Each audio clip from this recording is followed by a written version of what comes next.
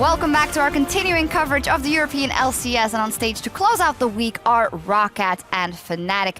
Let's start by taking a look at Fnatic. Yesterday, they played the Giants, very versatile pick and ban phase. We saw the Quinn jungle in there, the LeBlanc in the mid lane, so that was definitely a good game from them. Of course, Giants are not in high form, but it does mean something that they played incredibly cleanly. Oh, it was super clean from Fnatic. I mean, I think they only gave up like 1 kill, 1 tower. Neither team took a dragon, because who needs to when you're just winning that quickly? But we wanted to get a feel maybe of your thoughts on, now that we're a few weeks in, on Rekkles and Noxiac and where they stack up in the bottom lane. Actually, I feel like they're actually improving quite well. Rekkles has always been like really solid as a player. Like, he's really conservative in every team fight. He knows how to like kind of output damage, but not play too upfront. And I think Noxiac kind of complements him in lane phase because he mechanically is really, really good. And I just think with time he could maybe be better in terms of like shot calling. As you can see, like that sometimes Fnatic make some weird calls that they want to like get Baron when it's really bad, or they just get caught or something because they don't have vision. And I just feel in the future they could be really good too.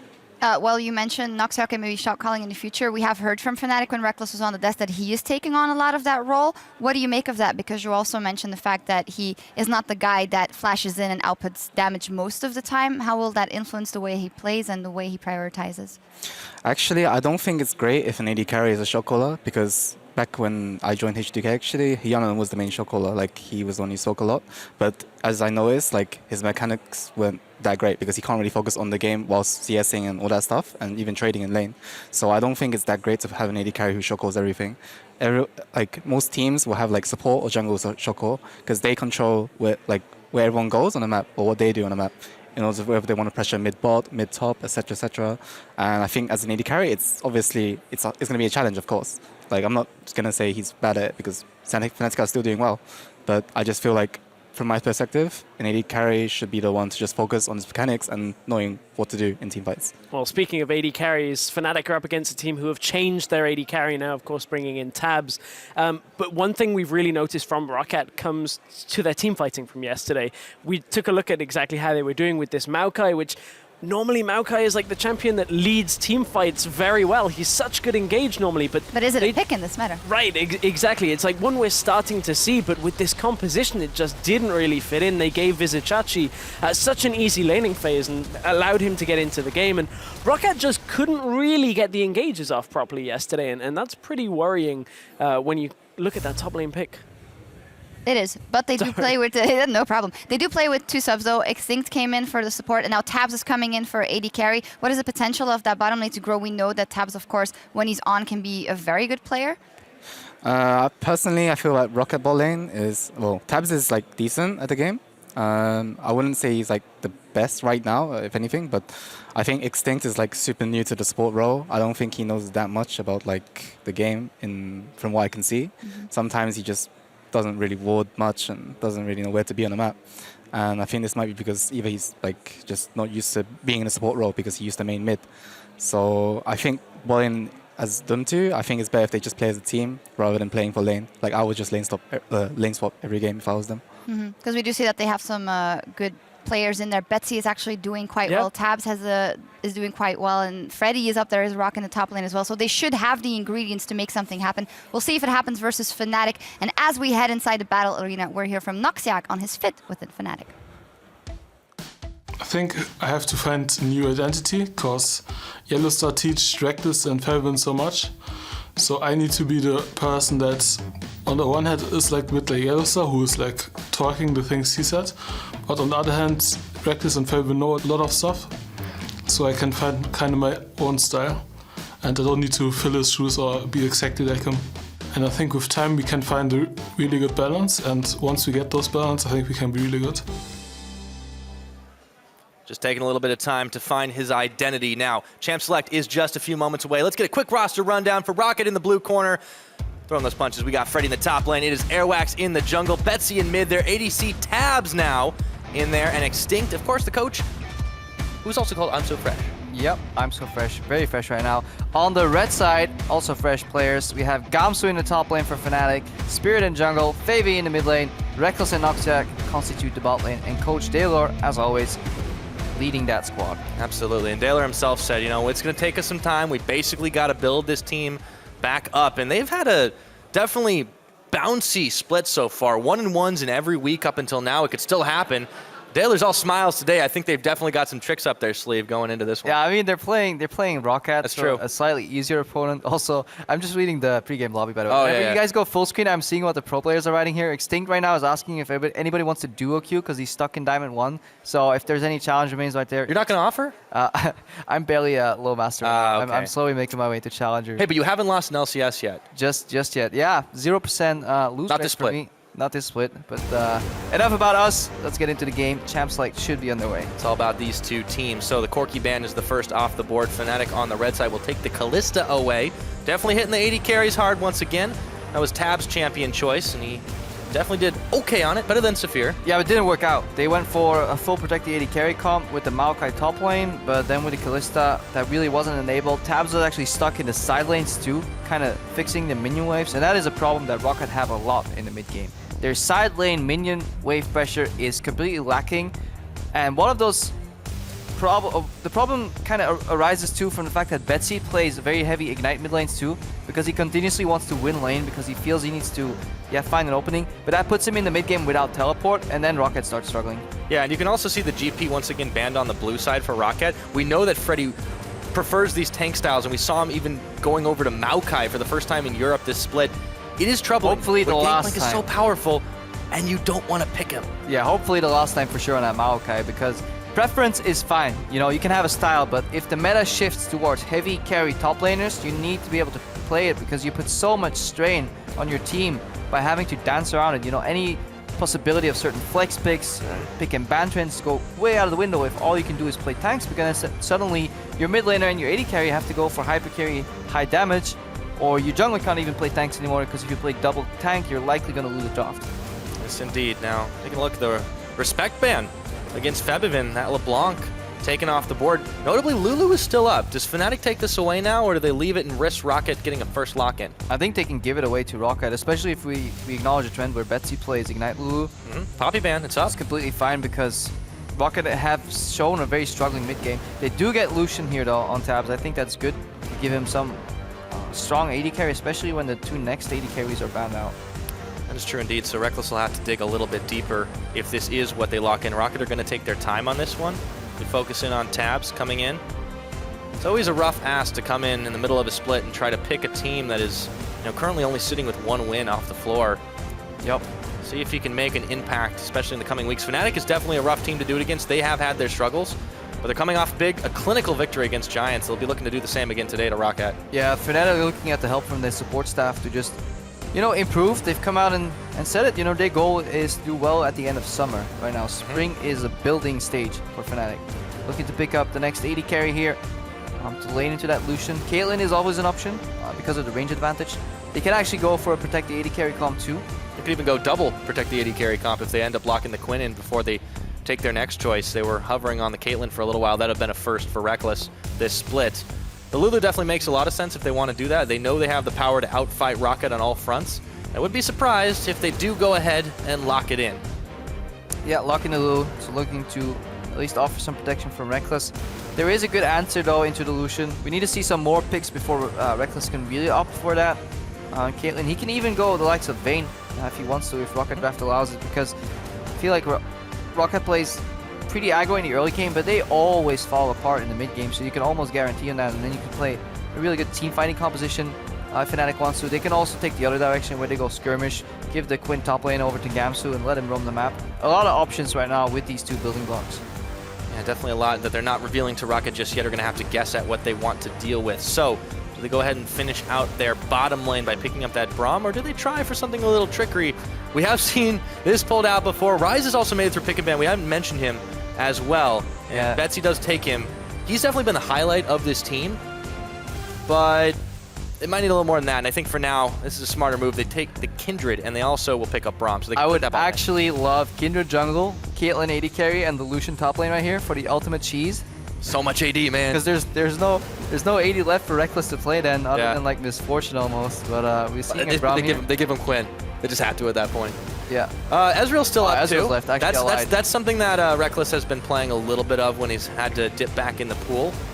All right, I take that back. I happen. take my cheese comment back completely. Ezreal's a completely fine AD carry, especially later in the game. If you can get Blue S to late game with Lulu, it's absolutely disgusting because nobody can touch him. The amount of kite that he can produce. Another late game choice would be that Caitlyn too, but there's definitely still enough for Reckless to fall back on, and they don't have to take it all the way just yet. We'll see what they do decide to answer with. Yeah, I want to see some more aggression or at least some engage coming out of the support. I really hope Noxac doesn't lock into Janna, because then otherwise Fnatic may fall into the trap that Elements set for themselves last week, where they go full disengage, but if you then fall behind, you have no way of starting a fight. It makes the composition a little tricky to play, so definitely need to watch out, because Rocket's early game has been decent to actually great. They actually got a decent amount of leads there in the very early stages of the game. That's a really good point. They've been able to keep even, actually, with almost all the teams they've played against up to a point. And if they can build up a significant enough lead on this bully bot lane, if they take the 2v2, that could be trouble for Reckless and Noxiac. Yeah, Roccat will have to swap though. Like, you don't want to lane Lucian Braum into Janna Caitlyn. You have one shot to win that at level 3, and if you don't like get significant trade lead there, which is super hard to do, especially with teleports in the equation, you will just get outpoked and outsustained. But Roccat, if you look at what they can do with Braum in terms of blocking this enhanced Caitlyn once it comes online to soak up a lot of damage, then peel for the backline Betsy. He's no longer playing against the Alistar that Elements had, where they knocked Ryze all the way into Africa, as the famous voice clip played out there. Roccat have enough damage actually to go for these fights. They have Peel with the Kindred ulti, they have Peel with the Braum and Kite, especially if Extinct does go for the exhaust. And they got plenty of chase. Yeah, they got Chase with the Ryze if he does get this combo off, and more importantly, they have side lane pressure with the Fiora. It will be rough into the Quinn matchup though. I'm actually not sure if Freddy has watched this matchup enough, because Quinn is notorious as a pick, being picked into Fiora. So that may actually be very rough for Roccat. I think it all hinges on the lane swap at this point. They dodged the 2v2 Janna Caitlyn, and they dodged a really rough Quinn Fiora matchup. Yeah, this is a little bit strange too, since this is definitely not Freddy's forte. He has actually not picked up Fiora yet this split. I'm curious to see how he does on it, but he's all smiles at the moment. Yeah, he's always all smiles at the start of the game. Everybody always smiles at the start of the game. I suppose that's true, as Fnatic will take their time at deciding if they do want that Quinn matchup, and they actually lock in the Malphite, so we get to see the Quinn jungle coming back. So we could see actually the rationale behind this pick, especially if you looked at the hovers. Fnatic hovered Lee Sin, so they won the Quinn matchup in the top lane because it's good into the Fiora, but they do recognize that they run the risk of getting lane swapped upon and then getting kind of outscaled and outfought in the mid game, so they wanted a hard engage component. Lee Sin can offer that if he flanks, but it's conditional hard engage. It's very hard to pull off, and you can get flashed out. That's why they say, well, you know what? We'll put the Quinn in the jungle and just get Malphite on get top lane on a tank engage like Malphite. Yeah. That does pose the risk. Then obviously that lane later on gets won by Freddy. Fiora will eventually outsustain a Malphite if he gets a lead, as we saw in the duel between Soaz a last game against the Atom there in the bottom lane. Eventually Fiora can whittle away and out pressure, but it at least offers hard engage. I like it, because otherwise Fnatic would have too much disengage, too much kite. Well, it's definitely how much do you trust your top laner. Gamsu has shown sporadic performance as the two coaches shake hands, get ready to walk off of this one, so we'll have to see who takes it out today. But let us know on Twitter what you think at LOL Esports is the place, hashtag ROC win or hashtag FNC win. Will Fnatic rack one up on the board once again to 2-0 this week, or will Roccat come back and pick up their second win of the split? We'll have to find out as we get ready and get loaded onto the Rift. And Roccat playing double TP. Oh, they're getting hyped. Last game of the day, last game of the week here in Europe. Let's get ready. Let's load onto the Rift. There they are, 5 champions and the Nexus. Beautiful. That's how it all begins, Crepo. As you well know. To see how Airwax handles this newly re-enabled Kindred versus Spirit. He has played the Quinn before, definitely racked up an impressive score on that one. I'm actually not sure who wins the duel in the jungle. 280 carries. Because Kindred deals a deceptive amount of damage, but it's very hard for us to track these duels because you have the blind that Quinn can procure, but we have a very hard time tracking that as spectators. See how hard it influences decision making. You can't play Wolf though. Extinct will find Noxiac. Throws the shield on to start up. For the most part, though, we've got these line of scrimmage trying to deter any early aggression, any early warding attempts. Yeah. We might end up having the 2v2. Yeah, Someone pull something quick. Still think to enable most of these lanes, Roccat will still want a lane swap. Let's see if they actually buy into it. Minions have spawned. Reckless and Noxiac. They'd already spotted Noxiac on the bottom side. Extinct should see them coming here. Alright, don't reveal yourself right now, Extinct. Oh, Tabs Tab blocks over does. the ward. That's interesting. Why Extinct reveal free information? He's still in that ward? Yeah, they're not backing away either. Looks like they go to start the Krugs, actually. Oh my lord, Extinct. Okay, don't walk over the ward now. And Oh, he did it. All right. Everything is revealed. Fnatic know what's going on. They take the 2v2. 2v2, late to lane, against double ranged. So what Reckless and Noxiac now have to do is don't touch any creeps. Like, you don't want to over push. Extinct needs to walk up and draw minion aggros to force the push, because otherwise this will get really ugly. They can literally walk up, whenever Braum Q goes on cooldown, walk up and double trade on tabs. Especially once these minions start going down a little bit. There's not a minion aggro right now, yeah. They're getting zone of CS. Luckily, Fnatic kind of messed up this push. They over pushed, so they will be able to farm a lot on the tower. But yeah, this just shows you how hard this matchup's going to be, and it'll stay this hard. Unless we get a full Braum passive stacked up, there is nothing they can do at this moment. Yeah, it's definitely going to be hard for this Roccat bottom lane. You heard Singh talking earlier about Extinct and the troubles he might face on this support role that he has faced already, and against Noxiac, more experience there. In terms of supporting role, Febiven takes a little damage as he returns fire onto Betsy. Ooh, level 2 cheesy gank Level here from 2 Spirit with the Ignite from Febiven. Look to shut down the Rise. Got that red buff. Let's see if he can get Betsy to step too far forward. Got to burn his flash. And there we go. In Rune Prison goes Febiven, but Betsy knows something is up and he has to run away. Yeah. You know, too, we didn't talk about this, but that's something. That double teleport might come in handy for Roccat. Definitely will come in handy for Roccat if they use it wisely. But not now. Yeah, if everyone playing with the Ignite, going for the lane win with level 2 gank, the fact that Glitterlance missed, let me see, ROC is hiding in that brush. On your left, he's hiding in that brush, so Spirit's going to pass straight into ROC here. Yeah, but low on the health already, so he is able to get back in and vaults right on over. ROC will dodge. Spirit takes a lot. You talked about deceptive damage. Jesus, he went full on Matrix on that Quinn. He just dodged that projectile, stepped out of the way. He did have the level advantage, but even with the level advantage, that was a very close trade. Betsy did not want to walk up to Spirit to not give away the gank, so he went back to lane. Extinct with the zoning Q, the most powerful of them all. Yeah, Tab needs to see if he can get any CS here and avoid the poke. Stuck under that tower as Illusion is not a place you want to be. Hitting level 3 though. See if he can return fire. Could have all of his spells. Got the ultimate available as he dashes forward. Reckless nets back. Takes one shot of the 2. This is for Given's dream, by the way. Janna K, Lucian Braum with the early push. Yeah. That's when he wakes up happy. Because he loves playing this style. Not too much action will happen in this lane. It'll be continuous poke. We'll hear it if somebody dies. Let's take a look at some of these other lanes. Yeah, up at the top side, Freddy and Gomsu, we talked about this since we saw it in the last matchup. Definitely a rough ask later on for Malphite, but to begin with, Gomsu is not having too much trouble. He's got a mini wave at his back, and he's not down too much CS to start things off. Spirit, meanwhile, is hanging around on this bottom side after he picks up blue buff. I'm curious to see where he goes. I have a feeling since the lanes are going to be fairly passive, that the junglers will influence a lot of this early game. Yeah, same case as we saw in the Giants match. It's all up to what the junglers can do here. ROC's now level 4. The fact that Betsy sidestepped that Glitterlance and made Spirit reveal himself actually mattered so much for the early game, because it gave Roccat an experience lead on Airwax. It gave Betsy a momentum lead in lane. Oh! Extinct going in aggressively, forcing the play here. Yeah, Airwax is in. He's got the Wolf Frenzy on. Reckless is caught. He's first blooded. It goes to Airwax and a well-spent flash. They nearly clip Noxiac on the back of it, too. Yeah, and this is what we were talking about. You have one shot. You have one aggressive move where you need to flash in, apply the passives, chase him down the lane. And then hopefully your jungler comes in to apply some all attacks, and Reckless goes down, and this just buys so much time here. If Betsy can survive, this is a really good opening for Roccat. Yeah, Noxiac may not be so lucky. Airwax on the chase. Extinct will force the Q after the Winter's Bite comes down. So Noxiac stays in lane and holds the line. But good start for Roccat. We talked about their early game, how well they're able to hold at the very least even. But they've got themselves a lead here with that first blood. 300 gold isn't much, but it's definitely a start against a team like Fnatic. Now Freddy, he's going to have to get out of the way. As Spirit and Gomsu are right on him. There's the vault up. Freddy getting a little low on this Fiora, but he stays alive. Febiven, they might look for a dive here. Stops the back. Oh, he was at the shop. Uh-oh, Ignite's on. Freddy's down.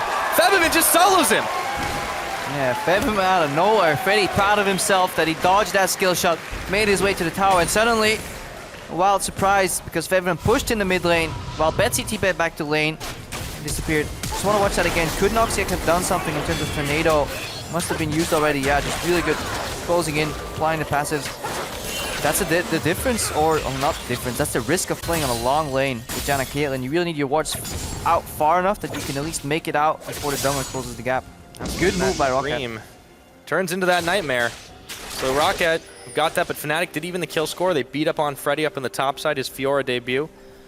Definitely getting a little rougher there, but he's close on even with Gamsu in the CS department. Febivin, meanwhile, in the mid is sitting at a deficit to Betsy, but couldn't quite pull the kill out with the help of Spirit. Yeah, because Fevim lost that lane. Betsy got a little bit of extra farm. The kill did go to Fabi, so he is actually ahead in the lane. And Gamsu only got an assist, so in terms of map impact, that kill won't matter too much as long as Betsy can stay alive. And that's why you see ROC here as well, coming in support role, making sure that he can comfortably push out that wave and let it reset. So all in all, this early game is just completely even, and things are looking surprisingly decent for Roccat. Yeah, indeed. Fnatic still letting the lanes play out as they will. Have to see.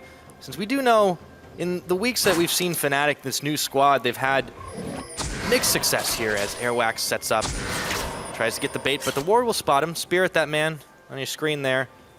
Yeah, but you Played see on a number of teams. They're working as a team. They have triple pink ward set up already defensively, which means they can use their wards aggressively in front of it. They have deep vision in Fnatic's jungle. We saw Betsy move with Airwax into the jungle, get ready. We saw Extinct, a little difficulty aiming with the shield, you know, to learn that support role, but Sometimes goes sideways. we see people work together on this Roccat squad, which is showing some signs of early game brilliance, at least in the making, compared to Giants, who are just really looking for even that already. Well, despite the rough start in the CS that Tabs and Extinct had, you can definitely see a marked difference from Saphir's performance as Freddy goes in onto Gamsu here. The duel commences. We've seen so many fights like this in our previous game. All right, look at bot lane right now. We have a lane gank from level 5 Spirit. Airwax isn't far behind. Airwax level 6 counter, this could be ugly. Look at Reckless' item build as well. Because of that well-timed gank from Airwax, he couldn't get his BF sword, so he couldn't break open this matchup. Playing this lane on a pickaxe is a complete difference, as opposed to having a BF available with the Janna shield to get even more damage. So suddenly, the Lucian Brown lane is even farming to the Janna Kate. Spirit's help, they'll be able to keep Extinct and Tabs way far under this tower. The time being, Reckless dodging out all the damage.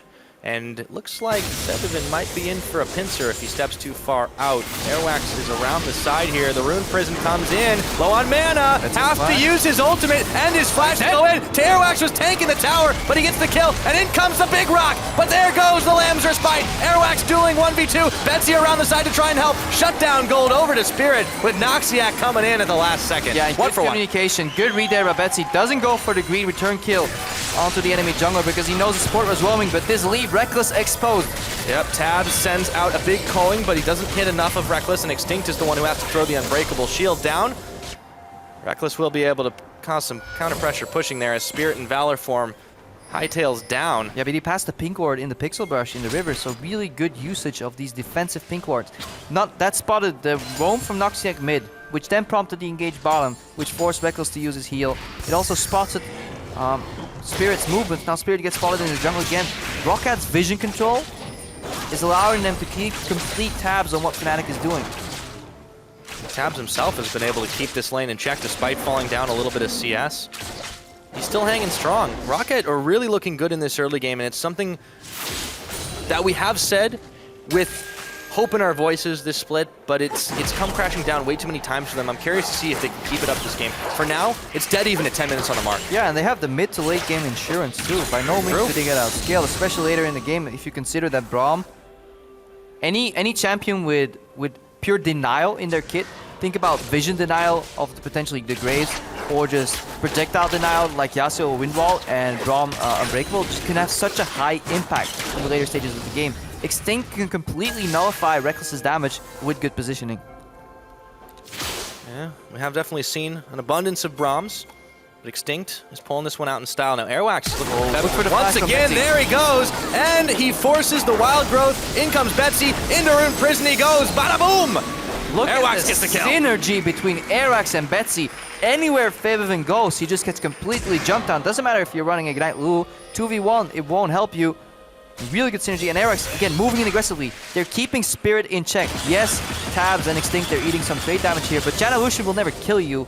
They'll just whittle you down and zone you from CS, but Roccat really using that strong core in the mid-jungle synergy here to get their lead. Absolutely. I thought Lulu was a safe champion, but Febiven is finding out the hard way that that is not always the case when your pathing isn't solid. A lot of vision in that river brush, in that river for Roccat has netted them yet another kill. And no teleport either, so that means when he does make a mistake or he gets caught, he has to path back into the lane, and he's now 30 CS down, and he can't even get to lane in time, so he's continuously losing CS every mistake he makes. Yeah, I really want to compare these junglers too, because Spirit's definitely been making moves on the map, but it really has been Airwax on this Kindred who's showing up and impressing. He's gotten all the kills this game, and this is a champion that definitely scales pretty hard. I mean, this is impressive to do against a guy like Spirit. I mean, this guy pretty much single-handedly carried World Elite last year. I mean, yeah, yes and no. Like, he played very well with World Elite, but he also played a very risky style where he felt he was to be a one-man carry, and if it didn't work out, he fell far behind too. And we saw at times, especially, was it last week or the week before, when Spirit was playing Graves and continuously overextending against G2. Got killed by the enemy mid laner a couple of times, so Not Spirit by perfect. no means has been impeccable on the Fnatic lineup. Something to worry about for Fnatic down the line too. We talked about them rebuilding. 3 new members. 2 Koreans, 1 from NA, 1 from China, but they've been bringing it all back together, and they've got time still on the board. If they can take this win, they'll end their first 2-0 week. Yeah, let's still look at the composition that Fnatic have drafted. The one part we haven't talked too much is Gamsu, because he's locked up in a farm lane and top lane. We need to see some flanks or teleports from him to enable the remaining 4 members. Spirit is kind of the only skirmish component. Other than that, Fnatic have built a very poke siege heavy composition that can whack away at towers. But they need the hard engage component, so look at Gamsu. See if he can use that deep ward, for example, right there that you see on the left side of your screen above tabs. If he can teleport there, force a kill or force some flashes, then suddenly tower or bottom lane will fall and Fnatic can start opening up the map. Sting steps forward now. Maybe now is the right time to do it as they jump onto Reckless and Noxiac, but Need to see a teleport. he's locked up. There's the ultimate Reckless. They're going to have to get Janna Monsoon out, but no teleport coming in for Gamsu. I mean, if Gamsu just channels TP instantly there, Tabs and Extinct are just dead in the water before Freddy can even react, so lack of communication here on the side of Fnatic. Yeah, both junglers already coming in. They're actually going to meet each other, Spirit and Airwax. Airwax doesn't know this one's coming, and there we go. Ace in the hole, but he's invincible. Thanks to the Lambs Respite. Betsy was there for some backup. Airwax dodges a bullet, or takes it, but he shields himself up. Yeah, a little early on the trigger there for Reckless. Wants to help with the damage, but Kaelin ulti so good against Kindred ulti because you could just channel it afterwards, and as he walks away, you go for the kill. Jumping the gun, that's for sure. Freddy, a little bit of damage under this tower, but very disappointed Gamsu wasn't able to spend his teleport as Febiven now comes in for another dive onto Freddy. Yeah, he snuck by, wasn't spotted, no ping, so they don't know this is coming. Well, Freddy is knocked up, now he knows something's up, ignited, and issues the challenge way too late. I love the way Gamsu did that, because Freddy will never expect a random ultimate there, because 1v1, it will not lead to a kill. And as Febiven enters just the edge of the vision range, Gamsu engages, and that allows for another little lance to come through without riposte being used, and at that point, Freddy just straight up dead, so that was a well-executed gank and another fantastic roam from Febiven. Yep, so far those have been netting some results, but it is in this bottom lane that Roccat is giving Fnatic a hard time here. With the help occasionally of Airwax. Reckless and Noxiac getting knocked back. Got to be careful. Caitlyn is still going to have a hard time in this mid game, and he's yet to pick up a kill on the board. He definitely leads the CS department, but it will be a while before Fnatic can make huge use of this AD carry. Airwax now roving around. Will he run into Spirit again as the ward gets cleared out? And yeah, with the changes on 6-2 into some AP itemizations, we see the Athenes being picked up over the Frost Queens for Febiven. Means a lot of mana regen, a lot of magic resistance into the Rise too, so he can safely start contesting these waves. No more spooky ghosts. No more spooky ghosts. He does want this blue buff. He may not be able to get it though. 2 people there if he can go in and try to get the steal, but Spirit is covering the bases, and he vaults on over him. It's smited. Airwax got it. They didn't respect the fact, I think there was a ward in the brush. There should have been. I thought I saw one. He's sneaky, man. Double checking. Yeah, there was a fading ward in that brush. Get the timer. Whose ward was that? Yeah, from Airwax, and that means Airwax could see in the brush and eventually got the smite down. So they were trying to leave it in the brush, give it to Febiven. Should have probably just secured it with smite from Spirit. Yeah. get a little greedy for your smite there, you're going to run into a bad time. So Tabs and Reckless trade fire. Airwax is biding his time. He's got that newly acquired blue buff. Ooh, Spirit can pass straight into Airwax here. Yeah, he can, but they don't see him coming. There's a teleport coming in now, but it is Freddy's, and Reckless is left for dead. Don't even need to finish channeling it. They take him out. He couldn't see anything right there, so he had the Quinn blind on top of him. Especially, we didn't see it, so we're like, Reckless, what are you doing? But he couldn't see anything, so he just walked forward, sacrificed his life, made sure his support got out alive. They trade the teleport cooldown there from Betsy. They didn't even know who even teleported, I think, so... Remember, Freddy still has his available to match Gamsu. So Roccat, again, with a good aggressive move. Yeah, Airwax is getting big here. Has every kill on the board. And he has been sitting near that bottom lane. Likewise, Fnatic, they've been doing the mid lane to the top gank, and it's Freddy who's had the trouble, but Fnatic haven't been getting much done else, apart from that. Sitting behind, 400 gold, it is not that big of a deal at 16.5 minutes on the clock, but they're still letting this lane phase pay out very slowly. They're falling into the composition trap that Elements fell into too, with double disengage and enhance the AD carry competition with the jungler that can't really hard engage. They're just finding it hard to find proactive plays. The only really good plays have been some fantastic roams. Honestly, good game reads here by Fevin to go for those plays. So that he really understands this game, especially when he's losing in lane to make those roams. And it's really, really impressive. But other than that, Fnatic, what can they do? Can they group up somewhere? No towers have gone down yet. When Fnatic are playing a very siege-heavy composition, as opposed to Roccat, they're completely fine with this. Even lanes, everybody's farming, going into the mid to late game, they want this. Yeah, Roccat are definitely going to be happy scaling up, especially with that Kindred already sitting on the 4 kills, as you see Daylor in the picture just watching, absorbing what he can from this game. Yeah, but you wouldn't be able to tell. Like, Daylor could be winning or losing. Well, he's got a poker face, that's for sure. But Fresh, though, I mean, he's got to be happy about this start as Tabs takes a huge hit of damage. They turn it back around to Reckless, but the knockup comes in, and all of a sudden, Airwax is there, but Extinct picks the kill up. Yeah, Extinct with a perfectly timed shield, just blocking the Jana Tornado, and then the damage from Reckless. It doesn't matter that Tabs goes in over eager at the start of that trade, because we talked about it before. Denial of damage is just so strong of a mechanic, and then Airwax comes in to finish it off. Oh, Freddy, we've seen this story before, but it's Spirit who's turning the pages. Freddy's gonna go down, knocked up by Gamsu, taken out by Spirit, will result in the tower trade as Tabs take it out down bottom, but it's a dragon for Roccat as well. Yeah, but the only time this will start mattering is if Freddy loses the ability to hold Gamsu in a 1v1 trade. If that never goes out of the window, then it's okay to be 0-3. It's never okay, but it's manageable. I mean, Roccat are getting bigger wins at the other side of the map. When you're shutting down the split push champion, that should be able to get to that point with levels anyways. It's definitely not looking great for Fnatic if that's all they can get on the map. Yeah. Airwax is huge. The bottom lane has started to roll ahead despite the CS differential. And Betsy's on rise. Yeah, I was watching the third game of today, the Unicorns game in the player room, and a lot of players were very adamant about the level 16 power spike of Fiora. They said, well, she doesn't even need items. If she had 0 items on level 16, she could still kill a Malphite. Slight exaggeration, as we are often used to by some of the players, but yeah, once Freddy gets to level 16, it's a very, very tough task for Gamsu to duel him. That is absolutely true, and Roccat have not even needed Freddy. He spent his teleport, then canceled it in that engage down on the bottom side. So there will be some free push as Spirit has zoned Freddy away, moving down to this bottom side. Really don't want to take that into Quinn, so they should be able to get this tower in the bottom, but again, it's traded in the top as Tabs is free pushing. Solo experience, solo tower gold, and they're going to give the Rift Herald over. We'll see what Roccat do with this. I think Airwax takes it, no problem. I think it's too slow a play to look at the bottom lane, because right now we have the zone from Malphite. That means Reckless can siege untouched on that bot lane tower, so we need to see if Roccat can trade, because there's a good chance that Fnatic continue the siege here, and they go actually for a base tower. They have no reason to back off because they have the backup from Quinn. Potential dive in the mid lane. This is a very slow play. Going for that Rift Herald slows Roccat down, and another mid-game mistake that we see yet and yet again. That is true. Fnatic on the base now, but only 3 minions to boot. Freddy's there, but they might just try to tank this one up. The tower's gone, but Tabs is already backing away. Rift Herald for Airwax. No one's there to defend. The tower is gone as Freddy and Extinct have moved up. If they can trade, it may be worth, but still, Fnatic are backing away now. Alright, so they need to see if they can hold here. Airwax is still pushing. He has the Herald buff, so that's good. Gamsu should have likely TP'd a little earlier there. Overstayed his welcome, so Roccat stay calm and collected, and they don't send everybody back to base. That was a really important decision. Many teams right there Airwax may pay the price for this, but Yeah, Spirit's trying. He gets the jump on, and Airwax, half his health is gone. He might be in some serious trouble. Throws down the Lambs Respite. Thinks he can 1v2 for just a minute. Otherwise, he's dead anyways, but shut down. It goes to Noxiac. yeah, he didn't want to run out of his ulti because then the Lulu Q would snipe him, so he's just buying as much time as he can. Yeah, and that's the price they pay from reacting to the Fnatic play. They were continuously behind the play, and eventually the last play to make was killing Airwax. But good thing that he stayed though, even up that tower.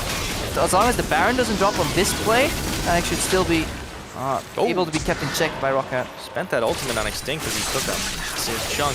Spirit is angry. 2-0-2 on this Quinn, and he is trying to influence the map best he can. Mid tower, under siege, still Look for Airwax. flying at the Raptor Brush. Below the Raptor Brush, there's a ward for Gamsu. So that's what they're eyeing on. If Fnatic get engaged on by Roccat here, that's where we'll see him show up. That was a huge siege on the tower. Fnatic making moves when they can. Spirit spotted by that ward as he goes into Valor form, look to push the wave on the top side, so they settle into a 1-3-1. Yeah, 1-3-1 here. Using the mobility from their jungler and the vision they've procured on the last push to at least push in the side lanes, force Roccat to decide, do you want to go for teamfight mid? Or do you want to go for Spirit dead? It's Betsy out of the brushes. Overextend and die. That works too. Betsy gets killed. Yep, and they got to back away from this one. Reckless, all the shields are on him. Airwax is incredibly low in this one. They ball him back with a Monsoon. Reckless wants more as he gets the Wild Growth on, looking for Freddy, but Tabs picks up Reckless with a massive calling. And Roccat back away. You have to wonder where the scare TP is from Gamsu. You not always have to land your TP. If you just start channeling it right there, you can disincentivize people from actually continuing to go for that play, because right now you'll have to TP anyways because Rocket's starting Baron. Yeah, and they see this one, but it's already at half its health. Gamsu, he's starting the TP, but this one's going in pretty late. The Baron is going down. Can Noxiac stop this? It's secured. Tabs picks it up. Gamsu and Noxiac, as Feathervin was a little late to the party. Gamsu not able to get enough done. If he can take out Tabs, it might be a consolation prize, but Gamsu almost goes down himself. Noxiac fell in that one, and in comes Spirit, shuts down Tabs.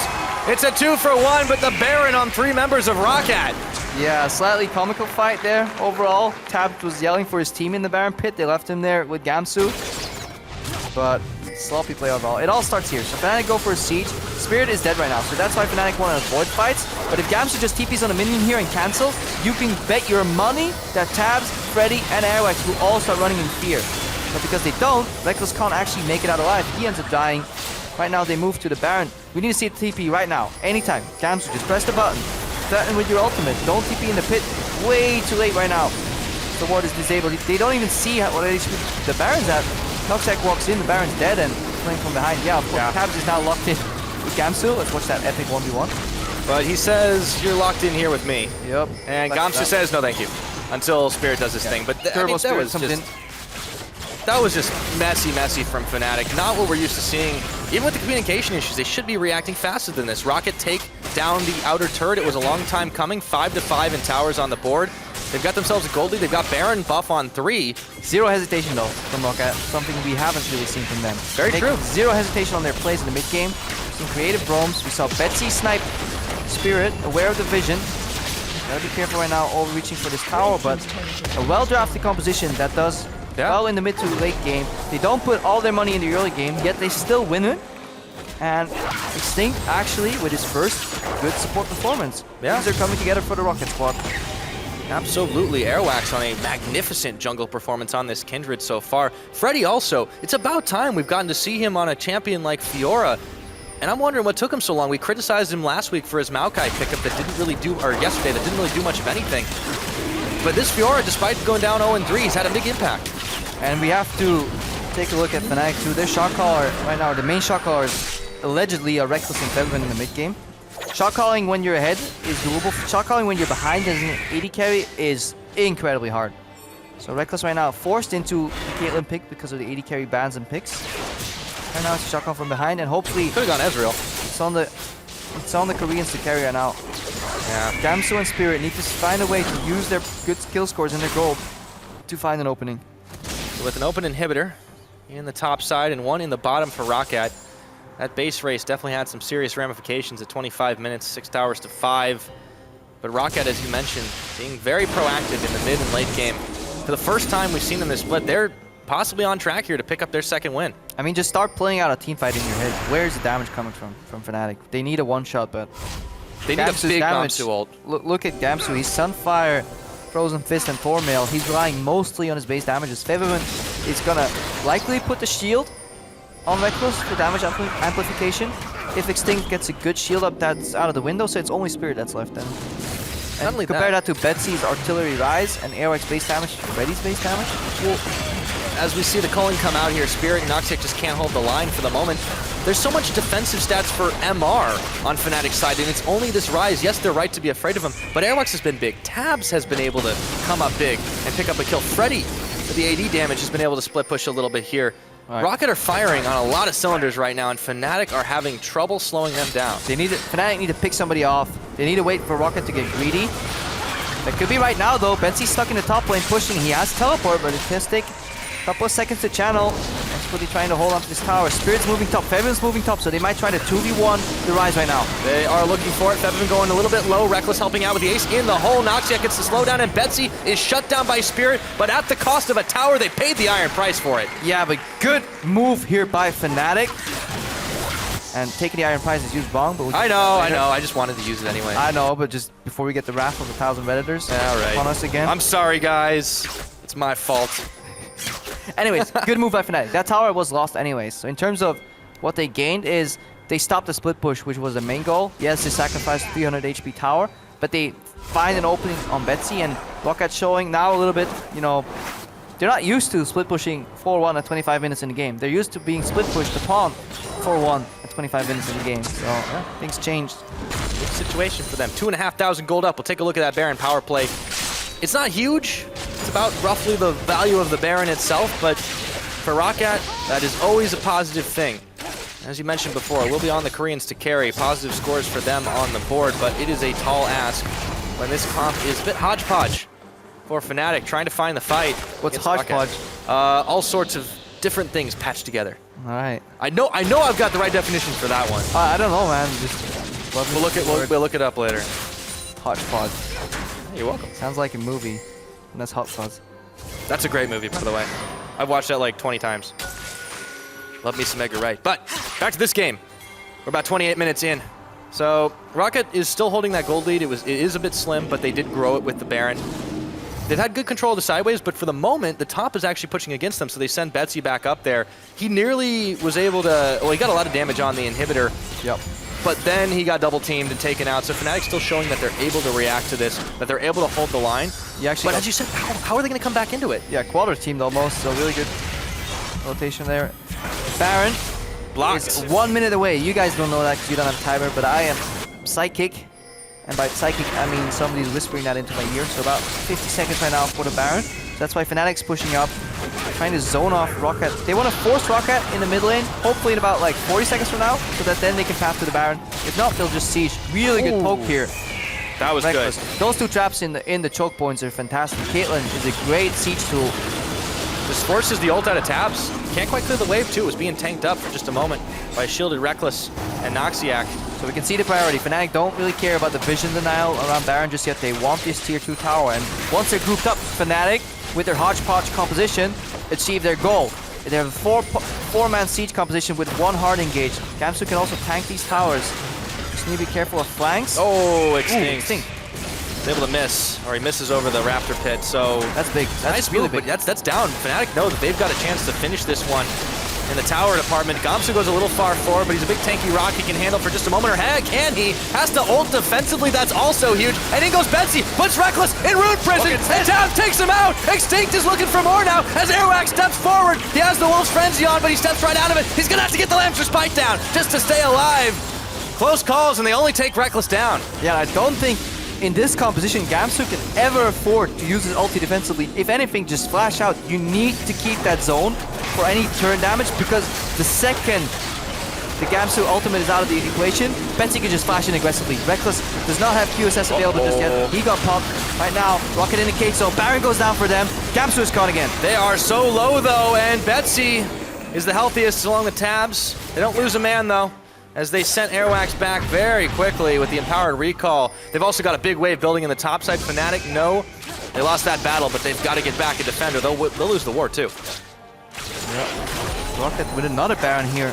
Another decisive call and a really bold move from Betsy flashing in, but we have to question, could Gamsu have triggered forward with that unstoppable force.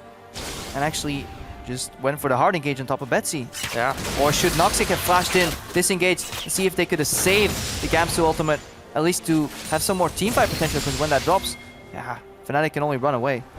Well, that's a big issue, too. They're relying on him for damage. At the very least, his build is starting to reflect it since he picked up the Abyssal Scepter, but is it too little too late, and especially having to use that defensively? Roccat take Dragon number 3 to Fnatic 0. Controlling the map now, all around the side. Things we were praising Fnatic for a little bit more and earlier on. This time it's Roccat that are definitely driving it forward. 5,000 gold in the lead, 2 towers ahead, and 3 dragons to zip. They've got the tools, but can they close it out? Yeah, and we saw the potential of the Reckless poke, you know, being buffed up by Janna, being buffed up by the health picks, but he's just a little bit behind. He's 0-5 right now, has a lot of farm though.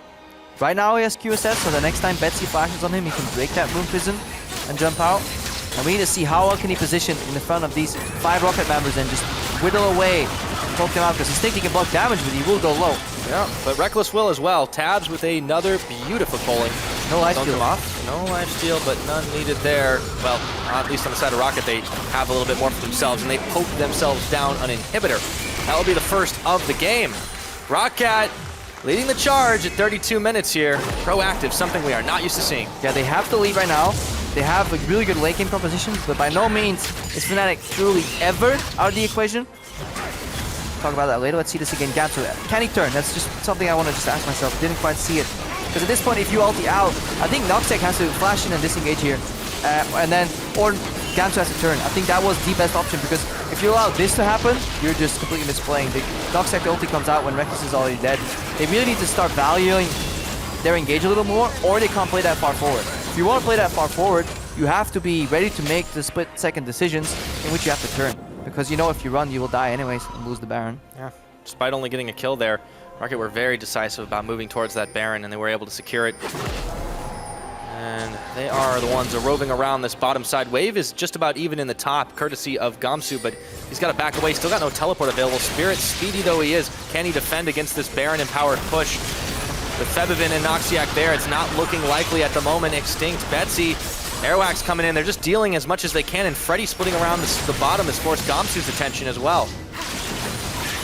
Can they keep the line held here? Fnatic, as you said, they're never truly out of a game, but we have had some heart pounders, and this time Fnatic are on both back feet, really. Yeah, we have some traps here though. If Roccat overstep, calling goes down. So Reckless doesn't take any damage, has life steal available right now too, so big fight. They need to kill him in one go, because the second rotation of shields could spell the difference between a won and lost fight.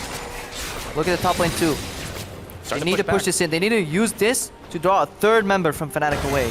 You know, one in the bot lane, or second member rather. One holding Freddy in the bot lane. Then they need one guy to hold the top lane, and then to brute force using that massive wave right now in the top lane. Keep your eyes on it. If somebody goes defended, that is the trigger warning for Roccat to go aggressively. Betsy has flash again. Extinct, wasted shield. Spooky Ghost come out. That was a little bit of a later pickup for Noxiac, or rather secured pickup for Noxiac, but Roccat are able to back away. No more Baron buff this time, so the line has been held, but you take a look at the super minions. Spirit's attention is split. This is still a chance for Roccat to chase, and now Freddy looking for Gamsu. We talked about the dueling potential there for that Fiora. Grand challenge is issued, finds one vital, will not find a second, but back to the mid lane now. This tower is so low, but Roccat can't finish it. Yeah, Reckless cleaned that wave with his Runons. Oh, Freddy, okay. And in comes Gamsu! About time he jumps, but it's way too late, and the team's not there! Can he run as fast as he can? No! It's Betsy who secures the shutdown! And now Roccat a little low, Reckless still with the poke, but it is a 1 for none. Yeah, Gamsu a little trigger happy right there. Not too much comes off the back of that one, because you just see the Runons damage here in these team fights from Reckless. Every shot going 3 ways, applying one mark of his passive, stacking up to that headshot every time. Yeah, Caitlyn in the brush, I believe. With Runons. That's a lot of bolts. Yeah, gets a headshot like what, every second hit? Something like that. You get the double stack for sitting in a brush, so... It's every single hit, yeah. Oh, yeah, at that point? Yeah. That was what it was. It didn't get changed to my knowledge. Just gonna read up. Hurricane Kaelin's definitely something to be feared. Reckless has been holding it for sure. Let's take a look at this again as Gamsu makes the fatal mistake. There it is. Yeah, it goes into much. That flash from Betsy secured it. The role of Gamsu's ultimate unstoppable force is only to lock people in place for other people to deal damage. Yeah, well, Gamsu's away. Roccat will play, and they completely take down that turret, looking for inhibitor number 2. So this one is down. Fnatic have 2 holes in their base instead of 1. And Roccat do get away. Spirit wants to try and make a play on him, but he won't get there in time. Yeah, no deep wards for teleport, and again, the death timers right now are so long. Yeah, he went 1 for 1, but Roccat can just siege up and push in because it's so easy to zone away Reckless at this point when there's no threat of re-engage. Looking at 1 minute until the next Baron for you guys wondering at home. Spectator bug, unfortunately, will be fixed, hopefully soon TM. Roccat are aware of it for sure. Yeah, the players have the timer, so it's only us spectators that have to start guessing. Let's take a look at how this game has trended. There have been some slim times where Fnatic has had that lead, but Roccat have just steadily built it up, banked it away, and are forcing Fnatic back time and time again. Roccat should be in a good position for this next Baron that will be coming up, but they send Freddy down to the bottom side to push it out. He's got TP available. Gamsu's got the same. Fnatic are still in a hole. Can they climb themselves out? Yeah, Mercurial's finished up right now though for Reckless, and that obviously has a little bit of lifesteal on it right now. So it's a really good 4-item build, because usually if you had to go 3 power items plus QSS into Mercurial, you didn't have any lifesteal, so you were still at risk of getting blown up. But it just makes for a fantastic 4th item. Yeah. Reckless can choose going Lost Whisper, which he doesn't really need. He's probably looking at a BT as his last option here. Speaking of items too, you look at Featherman, despite those early plays he was able to make up in the top side, so down in gold. 3,000 compared to Betsy, I mean, that is a massive difference, and you can see the late game rise is coming in so handy. I feel like we've talked about a lot of traps in champion picks. I feel like the Lulu's a pretty big trap here that Fnatic fell into. I mean, you play towards a goal, which is a spike in the mid game, and to enable your AD carry. If your AD carry happens to go 0-5, and you can't really win out, yeah, then things like these pokes right here that Rex is doing are happening too late. Yeah. Still can't secure that tower, and they've got to go back and deal with Freddy. Look at him, he's nearly at the base, and now all of a sudden Fnatic realizes, uh-oh, bad things are happening. They send back Gamsu, they send back Spirit, and all the rest of the Roccat are sitting in the mid. Freddy, though, he's got to deal with a 1v2, or maybe not, because there's a teleport coming in, will instantly force the back. Yeah, no Ignite on Betsy this game. Teleport saves Freddy, because otherwise Freddy would have dropped dead right there. Yeah. And that would have been complete control of the map for Fnatic. Likely of Baron too, so really good teleport helping from Betsy. Slight overextension here from Freddy, because you can never go that far unless your team can take something on the other part of the map, 3v4, while 2 guys try to 2v1 you. Yep, they tried to gank the teleport, but Betsy was able to teleport in himself. So, Dragon number 4 secured for Roccat. Fnatic have still yet to get one on the board. If this game keeps going, this sets them up now for the possibility of finishing with the Baron or with Dragon 5. Yeah, multiple win conditions here, but Fnatic only need 1 fight. Death timers are so long right now that one good fight wins in the game, and Reckless can single-handedly, as I say that, with the help of his teammates. Yeah, single-handedly with the help. It's like, yeah, when a support makes the play and they go, good job, AD carry. TLDR, Reckless can carry these fights, especially being enabled by both the Lulu and the Diana. 38 minutes on a Caitlyn, even if you're 0-5, is definitely something not to sneeze at. But the issue is they need Gamsu to make a big play on his ultimate. We've not seen that today. He's barely gone forward with it, and the last time he did, it ended in absolute disaster. I mean, 0-5 doesn't matter when you have 420 CS right now. Yeah. The 39-minute mark. I'm actually going to rephrase that 413 because It's okay. I know a wealth of comments will come. It's it's too late. It's too late. We've already unleashed the Horde, so unfortunately, we'll have to see what happens. Good trap Lane here. is open here. Love these traps. Every time Caitlyn Excellent. sieges, you can just put people in a prison. And again, we can trap off the right side or the left side here with the Caitlyn. And they just want to force Roccat to the mid lane, but we see a flank here from Extinct and Betsy. It's a big knockup, and all of a sudden, there is a massive culling. Shutdown goes over to Airwax, though, so they've already lost Spirit, and that is a lot of attack damage. In goes the rest of Roccat. They get knocked up by Gamsu, but they keep on chugging. Febiven turns around on tap, but the rest of Fnatic are dropping like flies. Noxiac's down. It's only Reckless and Febby, and that can't last long. This has got to be it. A double kill to Airwax. Febiven flashing. Can he stay alive? I think he's going to be able to, but that's got to be Baron. Yeah, some really good kiting here overall from the Fnatic lineup, but just not enough stutter steps here from Reckless coming out. I think Roccat is basing to go for the finish. Almost has to be. Well, long death seconds. timers. How quick can you run across the map? 20 on Spirit, Teleport coming 24 in. on Noxiac. I mean, Fabi can't hold these waves. We have super creeps. This should be the game. Yeah, they don't need to worry about that wave in the top side since they're already on the base, so Hang on. last inhibitor turret is down. Noxiac's up in 10, so they're taking the safe path. They don't want to risk it all. They're going for the double inhibit to the Baron, likely. I mean, at this point, ROC and Extinct should be running towards the Baron. Yeah, they're just getting the one inhib. So they got 2 down on the bottom side, but that's the pressure that they have to deter Fnatic from trying to contest this Baron. Fnatic, though, they have to make plays, but it's 10 seconds still on Gamsu, 12 seconds still on Reckless. They can just start it off now. I mean, watch Spirit go for the drive-by. Oh, he will. Did he get the snipe? Nope, he is gonna get locked up, and he is taken down. Airwax deletes the smite off the map, and they are right back to the big purple worm. Yeah, Roccat realized that the Baron Rush kind of failed, so they need to wait for someone to come face check. They use their vision advantage to completely take out Spirit. And they read us. And right now, 4v5 with Baron buff. 2 open inhibs, 1 down already. Yeah, That's this could be it. Baron. Let's watch that fight again. Keep your eyes on Reckless, because he has to carry. Doesn't cancel any all attacks or anything. Let's see what's going on here. Has to deal as much damage as he can. Gets zoned by Betsy here. Good QSS here instantly. Walks away. Gets out tabs here. Yeah, that's 1 cancel auto, I think, but it's so hard to play these fights. You can't almost afford to use any abilities because the cast times of your 90 caliber net and your Q, it just costs you too much time, but he's getting overrun. It's too hard. Complete Zerg here from Roccat. It's hard for the comp that they ended up drafting, and now you can see Roccat trying to push for the finish here. The Caitlyn trap line will just get eaten up by Extinct as they step on forward, and that's a man who's definitely had some solid ultimates this game. A few misfires, too. Oh, he got Airwax! Oh, Airwax is already down! Holy snipe! Extinct now on the run, but he's isolated from his team. This could be the fatal mistake that Fnatic was looking for. An inhibitor comes back up in the middle, and timely too. Betsy has no flash available. Unstoppable force available in Gamsu. They can just walk up, try and find him. Betsy's on the right side. He's been spot out. Uh-oh. Betsy on the run. Buying as much time as he can, but Spirit will zoom, looking for him. Just don't go for the fight. It's Yeah, the look, hole. Spirit being smart here. Yep, Betsy's trying to buy even more time for the cooldowns to come up, but Betsy won't be able to do any more. Spirit, half his health is gone, but the outplay was there. I guess it's easier when you've got some allies in your back. I mean, 30 seconds still, so far away from the base. I think I've called the game 3 times already, There's but nothing for them to take, though, other than the base. I need to get there. Yeah, well, they're not in a rush. I think Fnatic are just happy to have a breathing moment. I don't know, man. If I'm playing against Lake and Rise, Fedora, I'd be in a rush. There's a problem there. That's true. Who needs Nexus Towers anyways? Yeah, I guess. Well, Gamsu wants to save him, so he's able to get the cleanup going, but Eric's is about to come back up. Extinct is, so Betsy's the only one not here to defend, but it's a 4v4 unless they bring Gamsu. They will bring Gamsu.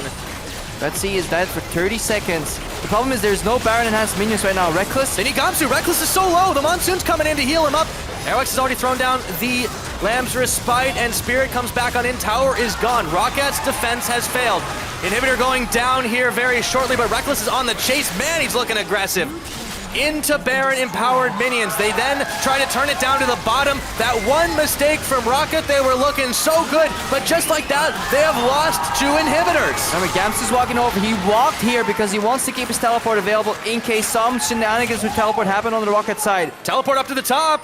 That's going to be spent by Betsy here. Can he take himself a sneaky inhibitor? There is a massive wave at his back, and he's just going to run straight to it, so he will be able to secure this one. Yeah, Gamsu not using his teleport, wants to hold it.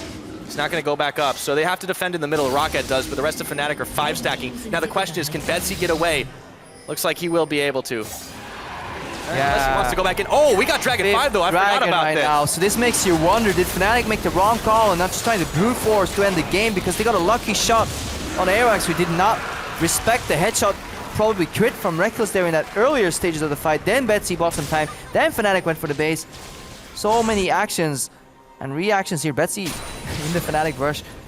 Oh, for some members. Jesus. Just waiting solo for himself, buying some time, see if he can get a pick off. Oh, this could be big. Oh boy. Top to brush. Top to brush. Be a good AD carry. Oh, he left. Well, oh, man. You have to respect it. Yeah, that was good. You don't Fnatic.